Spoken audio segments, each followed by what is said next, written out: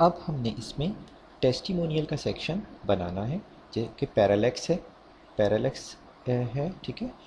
तो ये हम स्टार्ट करते हैं। इसको बनाने के लिए हम आते हैं दोबारा सबलाइम एडिटर में, और सबलाइम एडिटर में आने के बाद सर्विसेज के बाद हम एक और सेक्शन शुरू करते हैं। उस सेक्शन का नाम हम रख देते हैं क्लास टेस्टिमोनियल रख देते हैं, ठीक है, टेस्टिमोनियल्स, ठीक है। और इस टेस्टिमोनियल्स के अंदर बेसिकली हमें एक अदद हेडिंग चाहिए, ठीक है, हेडिंग चाहिए। और हेडिंग जो है वो उसमें टेस्टिमोनियल्स ही लिखा हुआ है, तो वही लिख देते हैं। और हेडिंग के बाद हमें एक अदद पैराग्राफ है उसके अंदर, तो वो हम पैराग्राफ का टैग पी, ठीक है, ठीक है, पैराग्राफ का टैग हम बना लेते हैं। और पैराग्राफ का टैग, पैराग्राफ हम यहाँ से ले लेते हैं। अच्छा, इसमें देखिएगा यहाँ पर हमारे पास एक कोट्स भी दिए हुए, ओपन और क्लोज। इन्होंने ऐसे लिखे हैं, चाहे तो आप इसमें भी ये कोट्स भी आप फॉन्ट ऑसम से आप लगा सकते हैं, ठीक है। मैं ये नीचे का नाम भी ले लेता हूँ। तो ये भी हम आप चाहें तो फॉन्ट ऑसम से यूज़ कर सकते हैं। तो वो कैसे करेंगे, पहले पैराग्राफ ले आते हैं, फिर हम उसको करते हैं। तो ये पैराग्राफ आ गया, और पैराग्राफ के बाहर इस नाम को रखते हैं, ठीक है,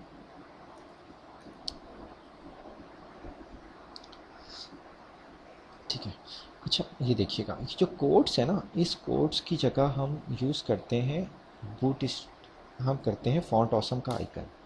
फॉन्ट ऑसम में एक आइकन है जिसका नाम है एफ ए डैश कोट करके है कुछ, कोट, कोट सही है, ठीक है।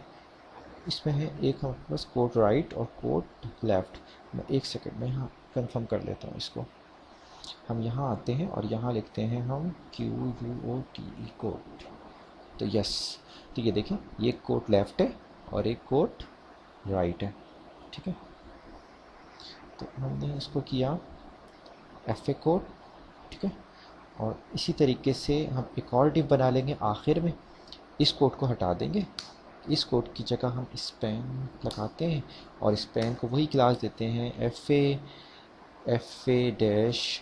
अब की बार हम कोट राइट कर देंगे, ठीक है, कोट राइट, कंट्रोल एस। अच्छा, दूसरा हम इस पैराग्राफ को एक और क्लास दे देते हैं लेट की, LEAT, लेट की, ठीक है।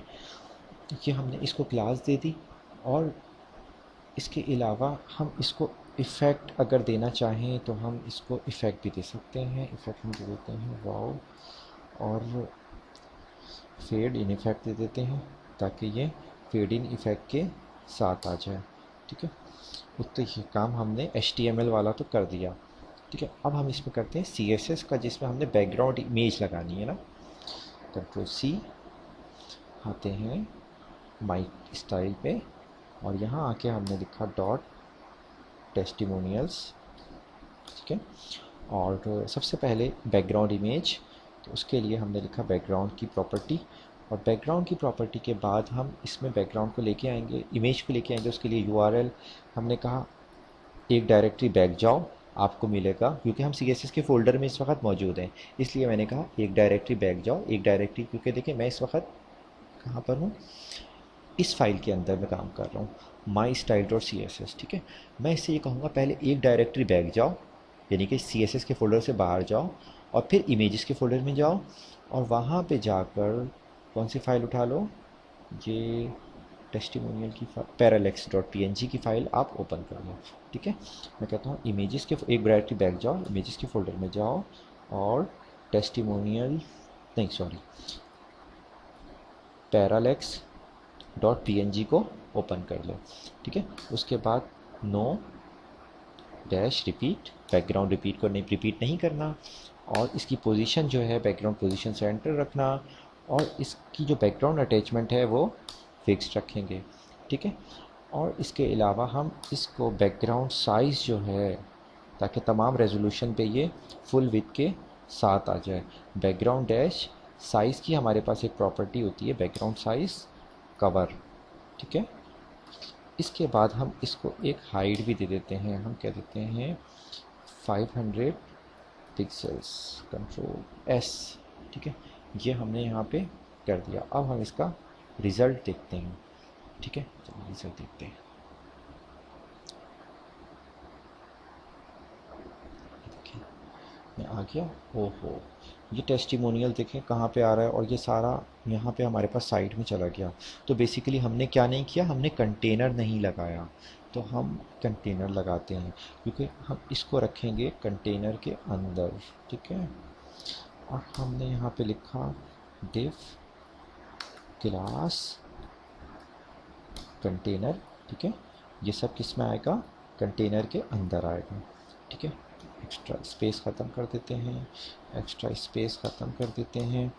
ठीक है, और इसके बाद हम लगाते हैं डिव का क्लोजिंग, और इस पूरे को हम इंडेंटेशन के साथ उसी तरीके से, क्योंकि ये कंटेनर के अंदर है, तो इसको एक टैब के साथ अंदर कर देते हैं। ठीक है, तो ठीक है, और यहाँ पे हम ये लिख भी देते हैं कि ये क्लोज हो रहा है टेस्टिमोनियल।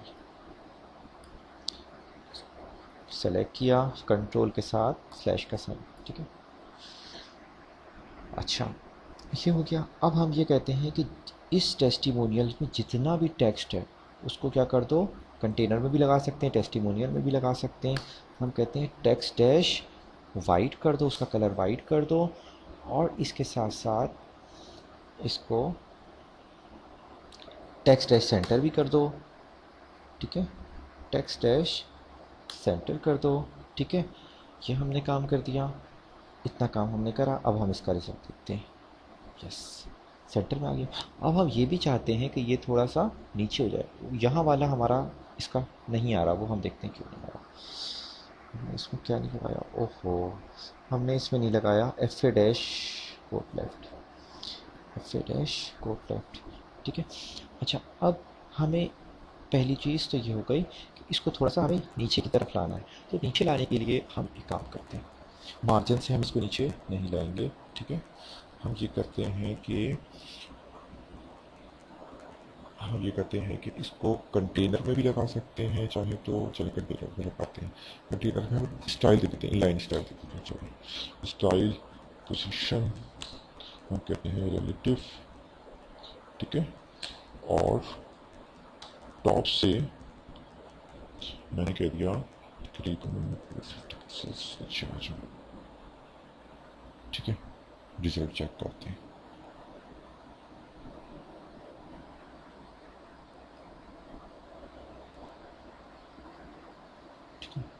कुछ ज़्यादा अगर नीचे लग रहा है थोड़ा सा, हम इसको कम कर देते हैं।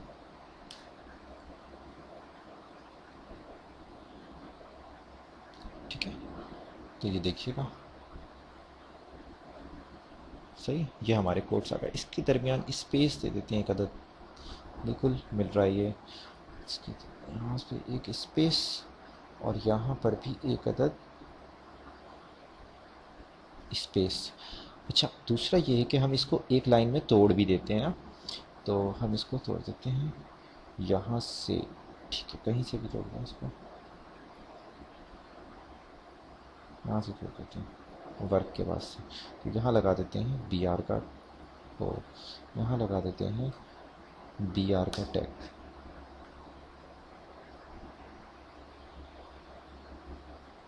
ठीक है, तो ये काम हमने इसमें कर लिया, यानी कि हम आ गए हैं टेस्टिमोनियल्स तक का काम हमारा इसमें कंप्लीट हो चुका है।